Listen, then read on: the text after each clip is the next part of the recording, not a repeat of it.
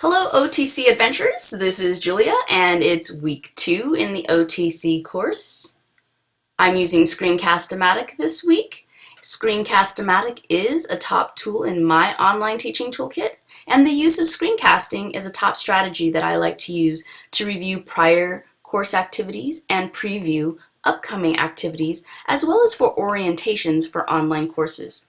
So let's go ahead and take a look at the course. And I just want to remind you that there are these little boxes that are on the right hand side. Notice that mine are docked except for the Twitter one. And I can actually undock those and dock them very easily by clicking this little arrow. Okay, I'm going to real quickly undock the administration one so that you can see that the administration box is actually where you find your grades. You need to make sure that little arrow is turned down.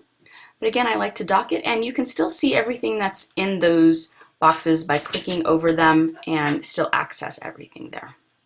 All right, so then we have a resources box, has some preview information for the foundation course. It also has the syllabus, the news forum, the help forum, the schedule, some information about me, your facilitator, as well as an area where I provide weekly media announcements. And so last week was YouTube, this week is going to be Screencast-O-Matic, and just doing some modeling of ways to use some of these fun media tools to increase instructor presence or social presence. All right, so let's go ahead and review what you needed to do for week 1. In week 1, you needed to get acclimated to the course, do the required activities, and for a grade, you needed to complete graded activity 1-1, 1-2, and 1-3. I'll be grading activities 1-1 and 1-2 today. Note that you have optional and extra credit activities. A reminder about extra credit: I think that the extra credit is totally worth doing whether you need it or not, but I would much rather you complete the original activity every week, and so I would like you to remain in communication with me if you are having any difficulties or know that you will not be timely. And do remember, you may use one of the extra credit opportunities available in weeks 1 through 8 to make up for one missed discussion. One extra credit activity with a grade of accepted for credit replaces one missed or not accepted for credit discussion activity. You may not use this option more than once during the foundation course. And again, remember, I really do prefer that you do all of the original graded activities instead of that extra credit, but it is an option and it is your choice. All right, let's take a quick look. I'm going to go back up and take a quick look at the schedule. Right-click that open. As a reminder, the live orientation links are there at the top.